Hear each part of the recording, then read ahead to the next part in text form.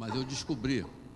Ontem pela manhã eu recebo um telefonema do Purim, dizendo: você pode pregar amanhã de noite na minha igreja? A gente está mandando uma equipe de professores para Guiné-Bissau. A gente está com obras no Sinal de Vida. A gente tem as rotinas do recolhimento Betel. E tem igreja. E aí eu descobri, ontem no final do dia, que com um amigo como Purim eu não preciso de nenhum inimigo. Mas é alegre estar aqui e ver rostos tão queridos, tão conhecidos, e poder compartilhar alguma coisa com vocês nesta noite. Purim, eu tenho um dever de casa para você. Você confessou hoje de manhã que você está me devendo. Eu me meti numa encrenca sem tamanho, de formular 470 perguntas bíblicas para um bendito programa aí. Já fiz 300, mas eu vou dar 170 para você.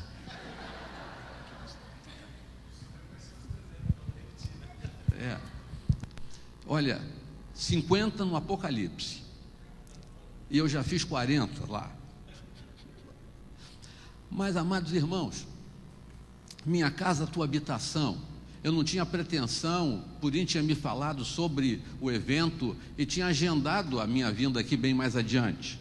Eu não podia imaginar que eu seria compelido a começar.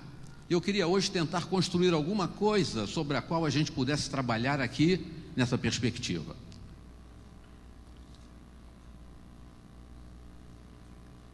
Deus me deu 4 filhos, 3 que eu gerei e um que me gerou como pai.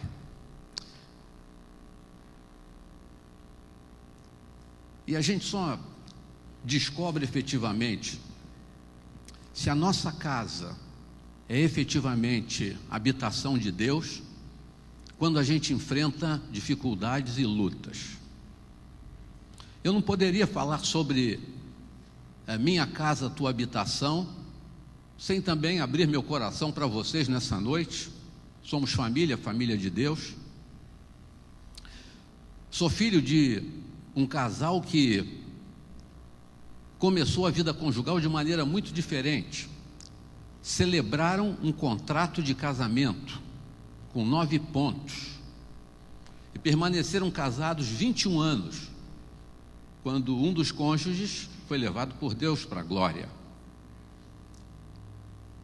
Esse contrato de casamento foi espalhado por um amigo precioso que um dia, quando eu compartilhei com ele o contrato, ele colocou na revista, na Ultimato, que é a revista dele, o Elben César, meu querido Rev, e se tornou público. Mas há mais coisas que a gente precisa falar e que não são boas de falar,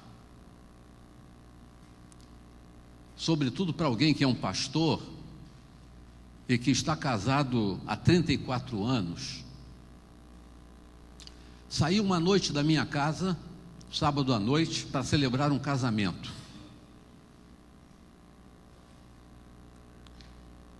E quando eu chego ao portão da minha casa, um carro para e meu filho salta, um dos meus filhos, e vira para mim e diz: pai, meu casamento acabou. Quem é pai pode imaginar o que acontece no coração do velho. E quem é pastor entende isso duplamente. Aprendi com meus pais que casamento é relação para a vida inteira. Confesso também a vocês que muitas vezes já pensei em matar minha mulher. E ela também deve ter pensado a mesma coisa a meu respeito. Normalmente ela fala o que ela sente, e eu não falo. Por isso eu estou falando aqui. Mas naquela noite, naquele momento, chovia. Eu parei, orei com ele, liguei para minha casa pelo celular, falei com um dos outros irmãos e disse: por favor, cuidem do irmão de vocês. porque o pai de vocês é um pastor, ele vai celebrar um casamento.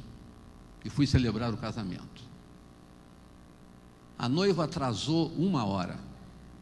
Vocês imaginem meu coração. E aquela foi a cerimônia de casamento mais rápida que eu celebrei em toda a minha vida pastoral. Em 10 minutos eu fiz tudo o que tinha que fazer.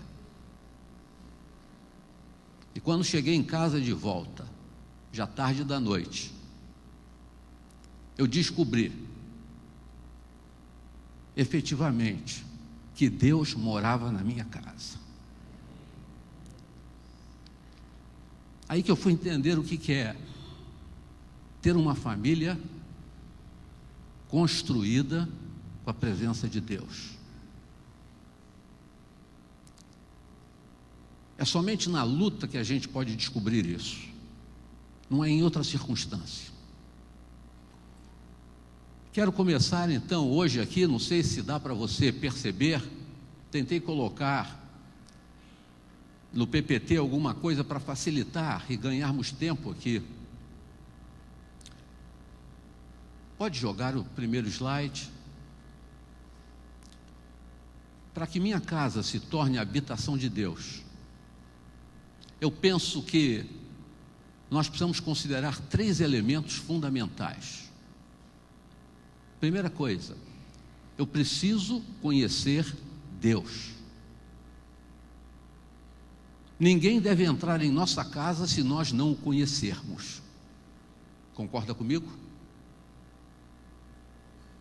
Você precisa conhecer Deus para admiti-lo no seu lar e para tomar a posição que Ele deve tomar dentro da sua casa. Mas não faça isso sem conhecê-lo. Tenho descoberto que muita gente declara que abriu a porta da sua casa para Deus, mas ele é um desconhecido. Na nossa casa nós colocamos conhecidos com os quais nós nos relacionamos. Sem relacionamento e sem conhecimento é impossível admiti-lo. Mas o segundo elemento que a gente precisa considerar para que a minha casa seja habitação de Deus, você pode fazer jejum de 500 anos, de tudo que você quiser, mas você também precisa conhecer, identificar o propósito de Deus para a vida cristã, o que Deus pensa da vida cristã. Em terceiro lugar, você precisa compreender-se na própria vida familiar. Quem é você?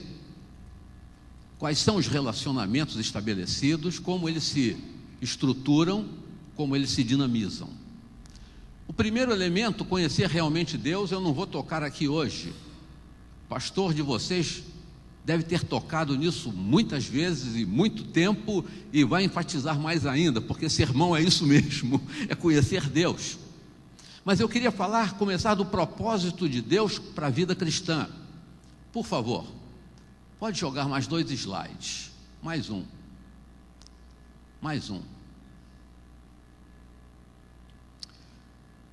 Tenho me encantado ultimamente, falei com o Purim ontem, que eu não gosto de sair da minha igreja na quarta-feira, que é o estudo bíblico que eu amo. Eu troco qualquer dia, menos a quarta-feira, só por um chato desse que eu vim aqui. Mas olha, eu estou estudando a teologia de Pedro, e Pedro tem me impressionado, como da cabeça de um bagre como aquele, saiu teologia da mais alta qualidade. Eu quero compartilhar simplesmente sobre o propósito de Deus para a vida cristã a partir da abordagem petrina. No capítulo 1, se você em sua casa, abra o primeiro capítulo da primeira carta de Pedro aos cristãos da dispersão. Você vai ficar entusiasmado com isso. Ele vai chegar num ponto fundamental dedicado especialmente às mulheres.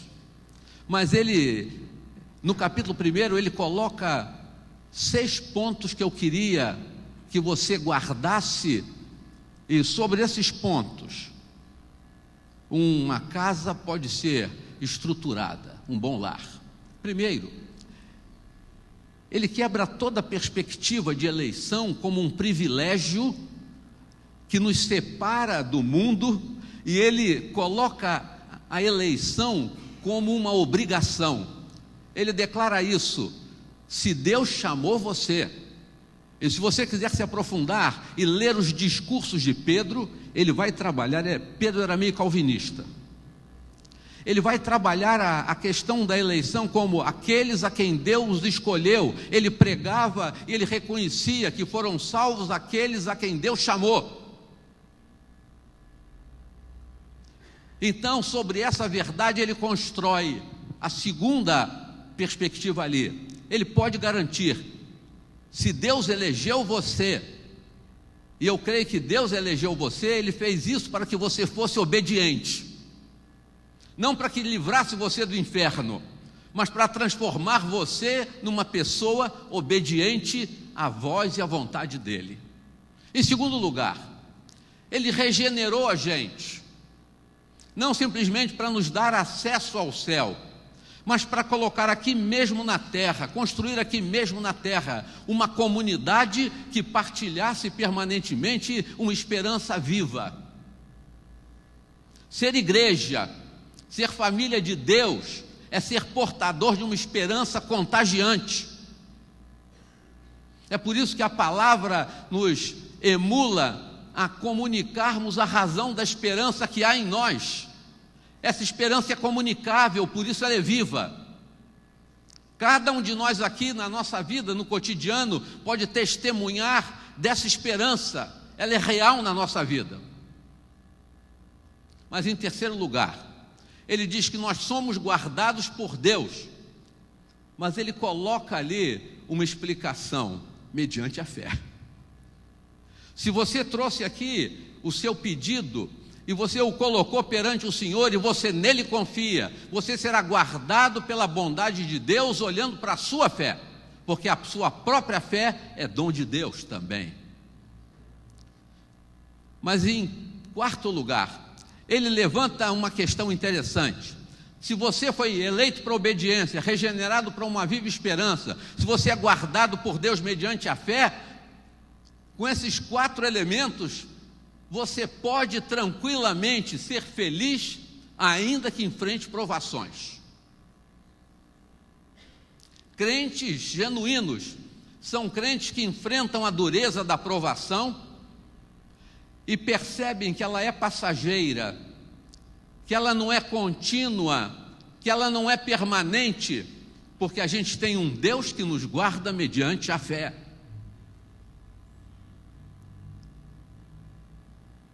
Irmãos, eu tenho tido muitas provações na minha jornada, mas eu quero dizer para você que a cada uma delas, o que eu percebo é o quinto elemento: por elas eu posso confirmar o valor da fé, que é dádiva de Deus para mim. Eu posso crer. Não acabou ali. Aquela provação não é o final da linha. O problema da família não esgotou nem acabou com a família. Não, de maneira nenhuma. Deus tem alguma coisa muito maior para fazer. A minha família nunca se tornou tão unida quanto na provação, a ponto da gente poder ajudar quem tinha falhado, quem estava na outra ponta. Mas Pedro também mostra que o propósito da vida cristã é que sejamos santos, manifestemos santidade por uma única razão. Não é por nenhuma outra questão, não é por trocar nada com Deus, não é para esperar bondade de Deus sobre nós, não é por isso não.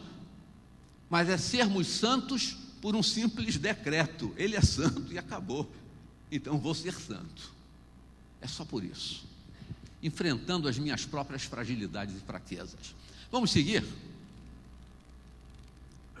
Aí então, com esses 6 elementos, eu penso que a gente pode agora partir para a questão do relacionamento familiar. Minha casa, habitação do Senhor. Me arranjam mais um irmão caridoso aí, porque esse copo daqui é pequeno demais, vocês parecem presbiterianos. Meu Deus do céu. pai. Ou episcopais, não sei. A igreja episcopal fica do outro lado da linha férrea.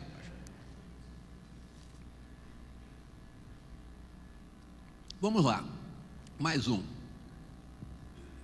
Eu queria compartilhar com você 10 pontos para... Você é fabuloso. Agora você é batista, cara. Irmãos, a gente é gozado. Em 1907 ou 17, não me lembro, um presbiteriano acusou a gente de hidrolatria. Nós batistas somos adoradores d'água. Se você for na Baixada Fluminense, você vai ver que o ponto mais alto do templo é o batistério. Observa só. Nós somos hidrólatras, isso é legal demais. Mas vamos seguir. O primeiro ponto, para que você se compreenda melhor e que a compreensão flua com tranquilidade dentro da sua casa, é a seguinte: eu preciso querer isso. Eu tenho descoberto, quando atendo casal, casal em conflito, que chega a esposa e desfia aquele rosário de queixas sobre o marido. Mas no fundo, ela simplesmente não quer compreender o marido. Ela quer descobrir os erros dele, compartilhar com todo mundo. Estava numa reunião de casais outro dia, diversos casais, a gente fazendo um estudo. E uma irmã, que ela não tem muito senso, não, coitada. Mas ela, naquela reunião, com muitos casais, mais de 20 casais, ela começa a colocar todos os defeitos do marido. E depois que ela falou mais ou menos uns 15 minutos, e ninguém mais aguentava, ela virou para o marido e falou: você quer dizer alguma coisa? Obviamente a reação masculina só podia ser uma: não. Eu não ouvi uma voz, eu ouvi um rosnado, entendeu? Minha mulher ao meu lado disse assim: se eu fosse ele, eu me levantava e não voltava nunca mais, nem para a igreja, nem para casa. Eu concordei com minha mulher, mas eu fui para casa orar e Deus fez um milagre, ele voltou, não é? Mas você precisa querer compreender e ser compreendido e também se compreender. Então olha lá, desejar compreender é a condição sine qua non, é básica. A maioria dos casais inicia a vida conjugal com belos ideais, mas apesar disso, muitos casais acabam frustrados, muitos lares acabam frustrados. E eu quero lembrar que toda pessoa frustrada tem a tendência de lançar sobre o seu par a culpa do fracasso. Alguma coisa não funcionou, a tendência de todos nós é dizer: foi ela. E ela vai dizer: foi ele. Isso é geral. Culpar o outro, isso acontece por essa razão. Culpar o outro é muito mais fácil do que investigar a nossa própria falha. Investigar a falha dá um trabalho miserável, meus irmãos.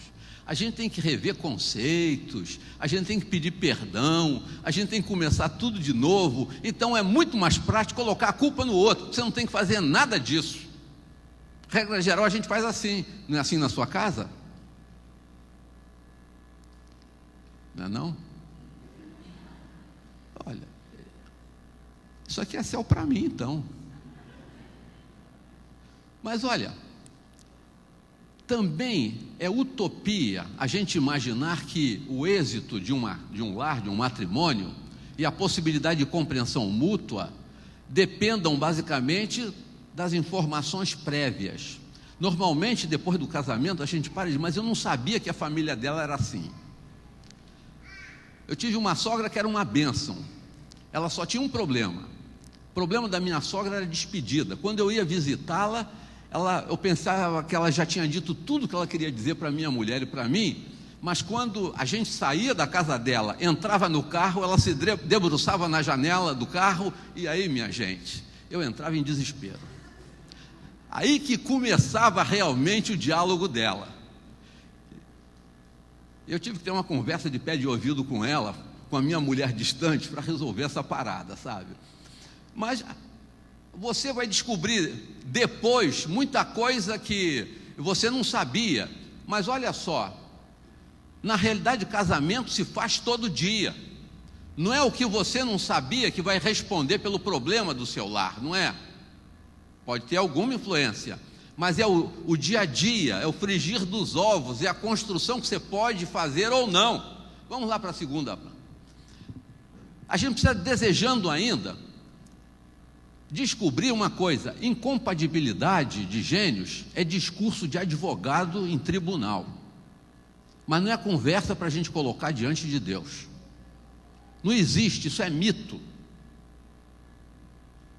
Ah, mas o nosso gênio não se cruzou. É a mesma coisa que você dizer: eu sou de Escorpião e ela é de um outro signo qualquer. Não tem nada a ver. Isso aqui é lorota, é a história da carochinha. Já tem gente com o horóscopo aberto aí, é? É interessante a gente pensar que casamento, por decreto de Deus, é ser um. E ser um significa não ter segredo algum para o outro, porque Deus fez a gente um. Eu reconheço que contar segredos para minha mulher é muito difícil. Aqueles segredos mais íntimos da minha história e da minha vida. E se eu for rebuscar bem os arcanos do meu HD, deve ter alguma coisa que eu ainda não contei e que eu preciso contar. A cabeça de todo homem é assim, não é, Marcos? Ele já confirmou ali 10 segredos que ele não precisa. Mas vamos seguir. O segundo ponto para você compreender-se melhor no casamento é o seguinte: você precisa aprender a expressar-se. Eu não gosto da conversa de que é diálogo. Essa palavra está tão esvaziada. A comunicação depende primeiro do desejo de comunicar, porque comunicar é via de mão dupla, é falar e é ouvir. Muitas vezes a gente quer falar, mas a gente precisa expressar-se e dar espaço de expressão. Expressar-se é necessidade fundamental do ser humano. Quando uma pessoa não pode se expressar numa casa, ela fica doente. Minhas queridas irmãs, essa palavra vai muito para vocês agora. As irmãs gostam muito de falar. Você sabe daquela história que quando o marido chegou em casa no final do dia de trabalho, ele falou muito pouco do que ele tinha que falar. Mas a mulher que fala o dobro dos vocábulos do homem, ela ainda nem começou.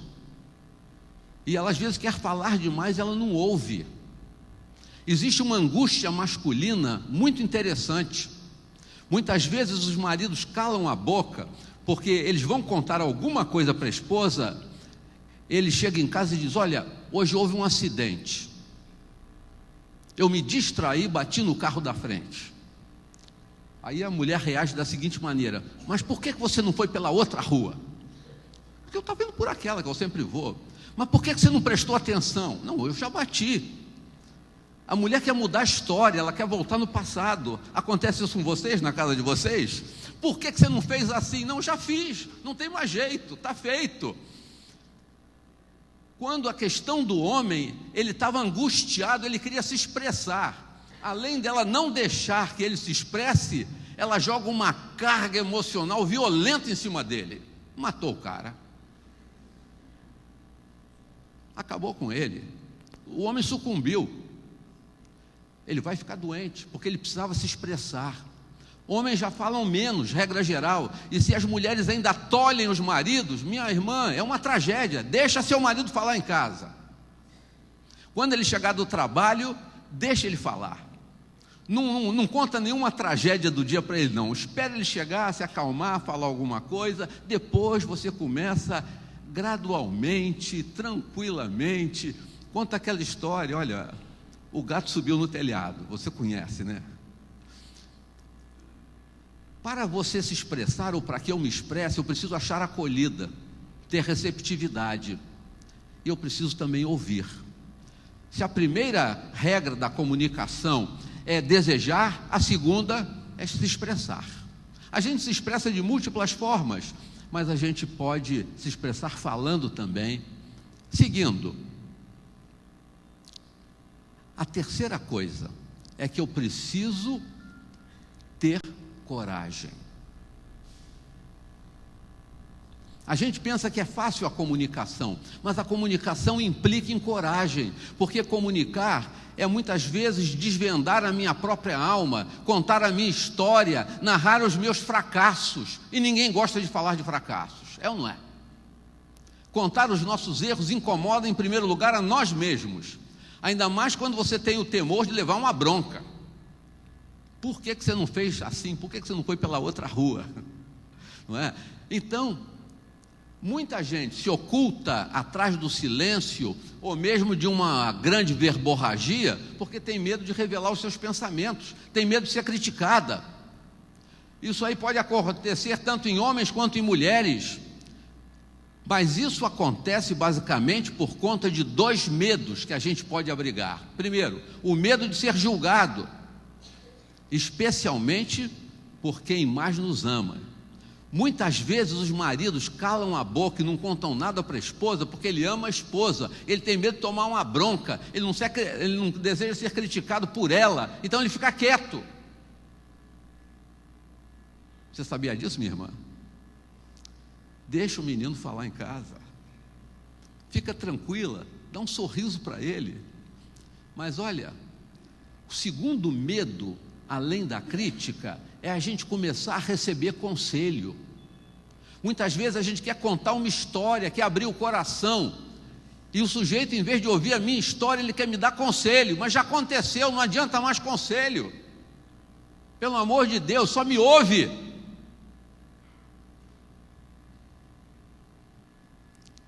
Já vi um baita conselho, e esse conselho estragou tudo.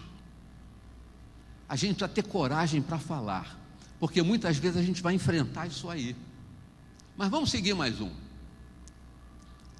Em quarto lugar, para compreender no casamento, compreender-me a mim mesmo e compreender a minha esposa, eu preciso amar. Você precisa amar. Um lar é construído quando existe amor genuíno. O vínculo entre amor e compreensão é tão estreito que a gente não sabe qual é a raiz, qual é o fruto, por onde começa. Quando a gente ama, a gente deseja compreender efetivamente, mas quando a gente não ama, a compreensão se torna complexa. Eu já desisti de explicar algumas coisas na minha esposa. Eu me contento em amá-la do jeito que ela é. E possivelmente ela faz a mesma coisa comigo.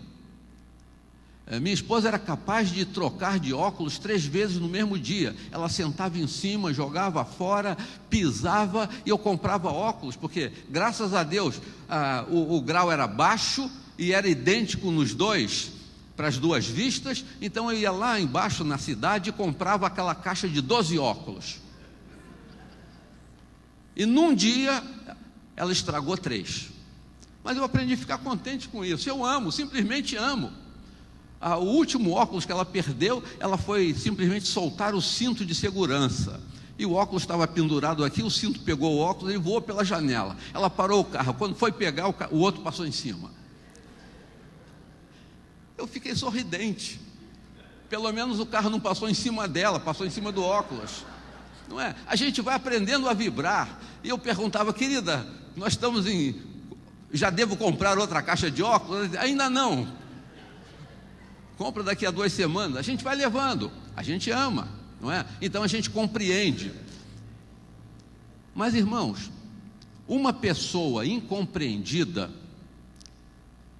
penúltima ali, ela perde a confiança em si mesma, ela pode perder a confiança na vida e pode perder a confiança até em Deus. Se você casou, se você deseja construir uma família sólida, cultive o desejo de compreender, porque tudo começa aí. Se você não quiser compreender, você não vai compreender, mas tragédia vai se instalar em sua casa. Ninguém se descobre a si mesmo na solidão, mas somente na troca, no diálogo. Só tomamos plena consciência de nossas convicções quando a gente pode expressar as nossas convicções para outra pessoa. As personalidades são construídas nessa construção, nesse diálogo, nesse expressar-se. Mas vamos seguir. Para que a gente possa compreender, é necessário também admitir as diferenças de natureza. Isso acontece muito na relação conjugal, é interessante. Você está lá no seu gabinete estudando e a esposa chega assim: olha, como você não está fazendo nada, você pode providenciar ir lá na padaria comprar um pão? Você está no ápice do parto laborioso de uma ideia e ela chega tranquilamente e diz: como você não está fazendo nada? Se o sujeito é músico, ele está lá imaginando um acorde diferente que vai conquistar todo mundo. Se você é pastor, você está construindo aquilo. Deus te mostrou uma palavra, você está empolgado com aquilo. Como você não está fazendo nada? Já aconteceu isso com você, Purim? É legal demais, minha gente.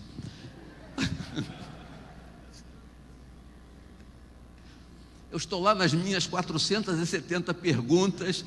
Olha, é um parto laborioso fazer perguntas no Apocalipse, porque você não pode fazer interpretação, não pode escolher, tem que ser em cima de texto, literal. E de repente, querido, você podia fazer não sei o quê? Aí melou tudo, ou você esqueceu que o livro se chama Apocalipse, e você começa tudo outra vez, né? A gente precisa perceber que nessa relação temos extrovertidos e introvertidos. Estou dando alguns exemplos. Precisamos perceber que há pessoas que os homens são mais racionais, regra geral, e as mulheres percebem tudo mais pelo sensório, pelo sentimento também. Não é a mesma forma de ver as coisas, de entender o mundo.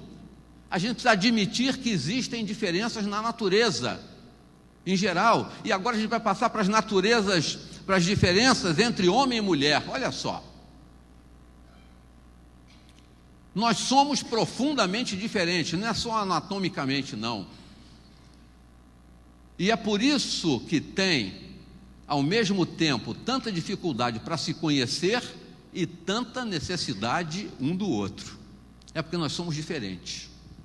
Homens têm, regra geral, espírito teórico, e a mulher um espírito mais pessoal.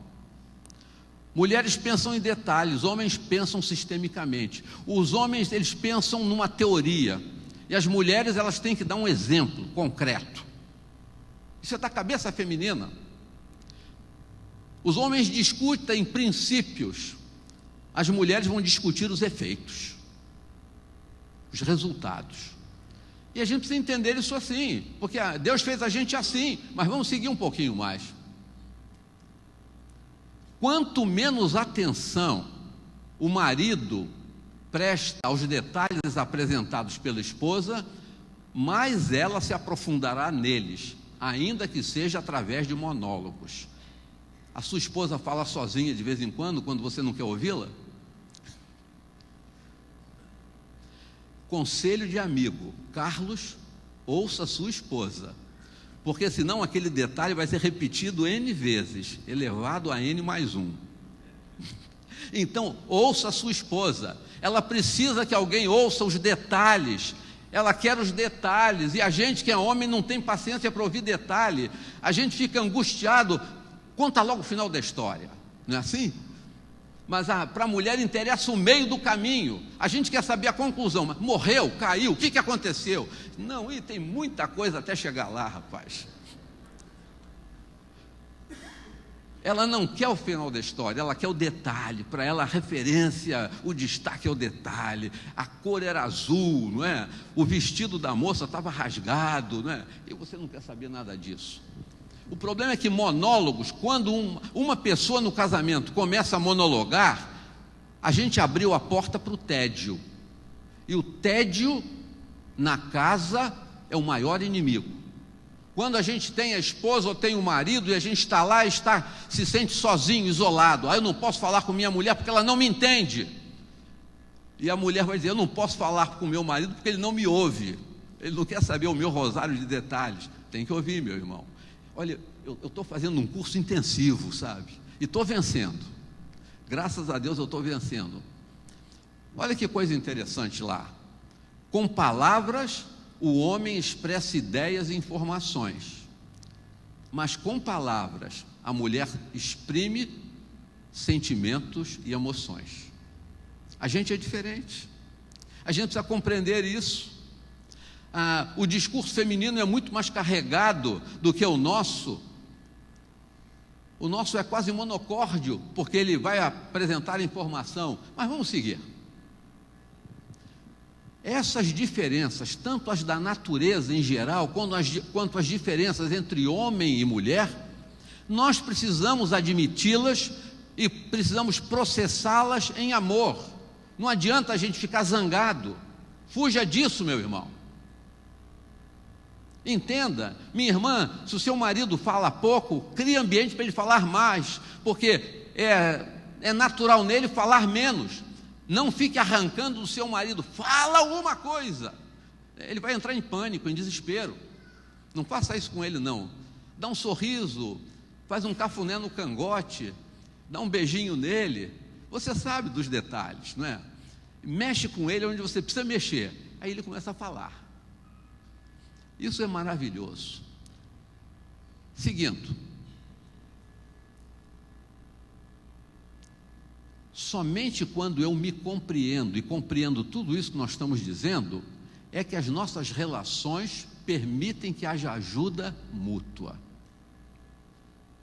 Quando eu descubro, quando eu entendo que a minha esposa importa o detalhe, importa a expressão do sentimento e não a informação em si, ela não está preocupada com o caso em si,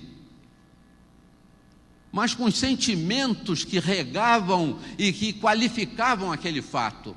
Quando eu entendo isso, eu posso me compreender também e a gente pode ajudar um ao outro. Eu posso apoiá-la na sua expressão e as nossas relações são muito mais maduras. Mas eu quero seguir. A gente precisa também, para compreender melhor, aprender o papel do passado. Nós precisamos compartilhar o nosso passado.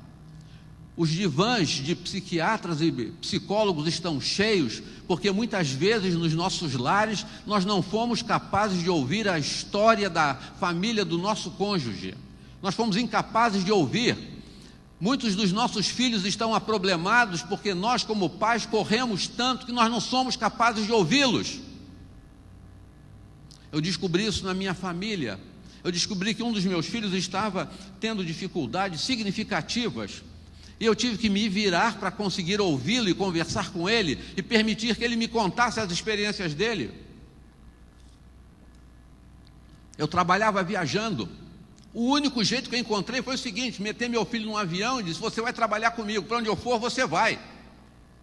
E a gente viajava o Brasil, e a gente conversava no avião, conversava no hotel, enquanto conversava no almoço. Mas como aqueles momentos foram preciosos para mim, porque eu pude entender as angústias de coração dele. Eu não ouvia, eu não tinha tempo para ouvir. Muitas vezes nós não temos tempo para ouvir em nossa casa. Muitas vezes eu digo para vocês, eu confesso o meu pecado como pastor, muitas vezes a gente tem mais tempo para ouvir o outro do que para ouvir a nossa família. Muitas vezes na vida cristã nós somos tremendamente ativos, que chegamos ao ponto do ativismo e a nossa família fica abandonada. Cuidado com isso, ouça a sua família. A gente precisa entender que as pessoas sempre se sentem julgadas pelas aparências, mas essas aparências de hoje são as consequências remotas de uma cadeia de reações que muitas vezes encobrem feridas antiquíssimas, e a gente precisa ouvir as pessoas. Quando elas falam, elas curam essas feridas. É inútil esperar compreender a esposa ou o esposo sem escutar pacientemente, com interesse muito vivo, seus relatos de infância e da juventude. Sua esposa já contou para você as aventuras da juventude dela? Você já teve paciência e interesse em ouvir? Você já compartilhou das suas aventuras com ela? Isso é importante. Os nossos filhos precisam também perceber que nós, entre nós, compartilhamos, e compartilhamos também com eles isso. A gente constrói história. Meus irmãos, eu não posso compreender um fenômeno que se passa no tempo de hoje. Tenho encontrado famílias em que os filhos não sabem a data do aniversário do pai ou da mãe, nem sabem a idade do pai ou da mãe. Isso é absurdo, isso é louco. Onde seu pai nasceu? Aí eu vou perguntar. Não sabe. A gente precisa descobrir a história, é a nossa história, mas a gente precisa compartilhar. Estou acabando. Um diálogo conjugal ou familiar, ele pode tomar um sentido de confissão ritual e descortinar a imensa graça que Deus dispensa à humanidade. Muitas vezes a gente encaminha alguém da nossa família a um terapeuta, quando a solução do problema estava dentro da nossa casa. Era simplesmente ouvir a história, ouvir a angústia, ouvir a dor. Mas a gente não tem tempo para ouvir. Se a pessoa começa a falar, a gente diz: por que você não fez assim? Você matou tudo. Mas vamos adiante, Nelson. Em último lugar, se você deseja compreender efetivamente e deseja que a sua casa seja a habitação de Deus, eu quero lembrar que a casa onde Deus habita é a casa da compreensão, é a casa onde todo mundo se entende, onde os problemas podem ser perfeitamente digeridos e enfrentados e buscarmos em conjunto a solução deles em oração. Mas para que isso aconteça, a gente precisa submeter a nossa vida a Jesus Cristo.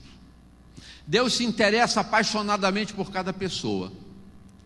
Encontrá-lo significa receber dele também intenso interesse por aquelas pessoas que nos cercam com genuíno desejo de compreendê-las. Querido irmão, você já parou para refletir? Deus podia se revelar ao mundo de tanta forma, mas Ele fez questão de se manifestar em família. Ele era Deus. Ele podia encontrar outro mecanismo qualquer, mas Ele se revela pela família. E você já parou para pensar na família de Jesus? Que família complicada. A mãe foi mal falada. O pai tentou abandonar o lar por conta de dúvidas. O primo era doidão. Era o hippie do tempo dele. Que família! Mas Deus quis revelar-se ao mundo, a plenitude da revelação dele, numa família. E numa família aparentemente complicada. Deus se manifestou ali. Ah, gente, que coisa linda. Submetendo a nossa vida a Jesus Cristo, a gente entende tudo isso. É impossível abrir o coração a Deus sem abrir o coração também ao próximo e, sobretudo, na nossa família. Estou frisando isso por uma razão. Há muita gente no tempo de hoje que alega desfrutar de uma fé bem estruturada, mas ainda enfrenta problemas na sua casa, problemas terríveis. A gente desenvolve uma personalidade eclesiástica e uma outra personalidade familiar. Isso não existe.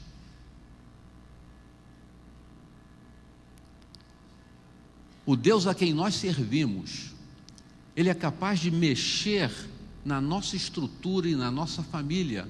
Eu quero te lembrar que Ele começa a mexer na sua família a partir de você. Não é sua esposa que precisa mudar, é você que precisa mudar. Não é seu marido que precisa mudar, minha irmã, é você que precisa começar a mudar.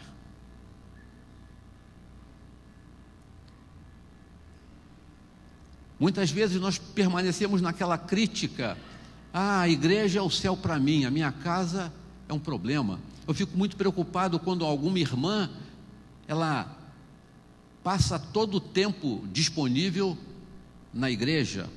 Tem algum problema na sua casa. Porque o nosso lar tem que ser um espaço de prazer, de alegria. Curtir a vida do lar e da casa tem que ser alguma coisa prazerosa para todos nós. A gente está aqui na igreja, mas a gente tem que estar pensando na nossa casa também. É bom estar aqui, mas, gente, é legal demais estar em casa. Estou vivendo aquele período do ninho vazio. Como eu preciso mais da minha esposa. Como é bom estar perto dela. Como é bom curti-la. Como é bom lutar para entendê-la, com todas as suas idiosincrasias. É legal demais. E eu vejo que ela faz uma força tremenda para me compreender também. Mas a casa é um lugar bom. Querido, a sua casa é também a habitação de Deus? Ou você se encontra com Deus aqui e Ele é incapaz de poder acompanhar você para a sua casa? Dietrich Bonhoeffer, um homem fabuloso que não chegou a casar, foi assassinado por Hitler 30 dias antes do seu casamento. Ele dizia uma coisa: Cristo Jesus não é simplesmente o mediador entre Deus e o homem. Ele também é o mediador entre eu e o meu irmão. Queridos, eu tenho descoberto, ao longo de 34 anos de vida conjugal, que o melhor mediador entre eu e a minha mulher ainda é Jesus. O meu lar tem que estar aberto para Ele, porque a segurança da minha casa depende desse fato, que ela seja também a casa de Deus. E para terminar, você tem ali o hall, mais um, por favor. Submeter sua vida a Jesus. Aí então, a minha casa será tua habitação, pois minha mente, meu coração e meus relacionamentos serão todos teus. Quando o Senhor dominar individualmente e plenamente a cada um de nós, a minha casa é a habitação dele. É por essa razão que o próprio apóstolo Pedro, ele faz uma recomendação tão interessante. Alguma irmã tem marido não crente, que ela ganhe o seu esposo sem palavra alguma. Ganhe simplesmente pelo proceder dela, por manifestar com toda a plenitude que ela é a casa de Deus. Que Deus abençoe vocês. Que o lar de cada um de nós que entramos aqui nessa noite seja também a habitação do Pai. E Ele seja glorificado em todos os nossos relacionamentos. Uma igreja poderosa é uma igreja constituída de famílias poderosas. Que Deus te abençoe.